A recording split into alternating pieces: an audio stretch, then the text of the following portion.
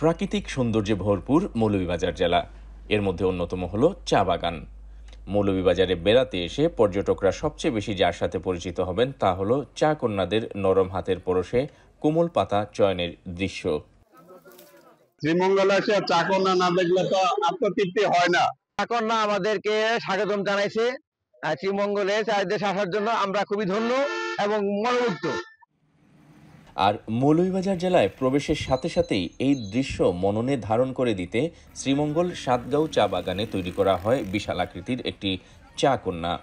এখানেই তৈরি করা হয় আই লাভ শ্রীমঙ্গল। সঙ্গত কারণেই এখানে পর্যটকদের ভিড় লেগেই থাকে। কিন্তু এখানে দাঁড়ায় ছবি তোলাটা অত্যন্ত ঝুঁকিপূর্ণ। যে কোনো সময় এখানে বড় ধরনের দুর্ঘটনা ঘটতে পারে। ভাস্কর্যটির অবস্থান ঢাকা মৌলভীবাজার সড়কের পাশে হয় এবং পর্যটক বেশি হয় দাঁড়াতে হয় একদম রাস্তায়। বিশেষ করে ভাস্কর্যটির ছবি তুলতে গেলে রাস্তায় আসতেই হয়। অন্যদিকে এই জায়গাটি কিছুটা বাঁকা হওয়ায় গাড়িগুলোও একটু বাঁ পাশ চেপে চলাচল করে, এতে যে কোনো সময় ঘটতে পারে দুর্ঘটনা। এখানে আসলে রাস্তার সাথে একদম লাগানো, আমরা ছবি তোলা অনেক সমস্যা হয়ে যায়।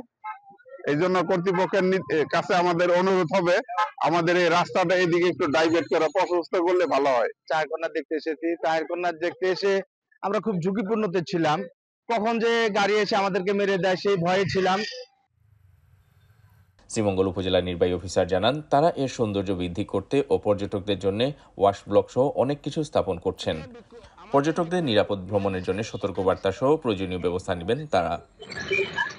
রোড অ্যাক্সিডেন্টের যে বিষয়টা, সেটা যাতে রাতের বেলাও কমে আসে, ইতিমধ্যে ওই জায়গায় আমরা সোলার লাইট অ্যাক্টিভ করেছি।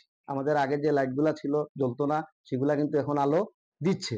তো আমরা এই সকল ব্যবস্থা নিচ্ছি, পাশাপাশি রোডসের সাথে কথা বলছি, আরো সাইনবোর্ডের মাধ্যমে যাতে মানুষ সচেতন করা যায়।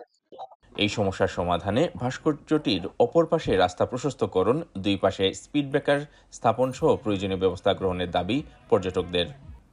Moinuddin Manju, channel S news desk.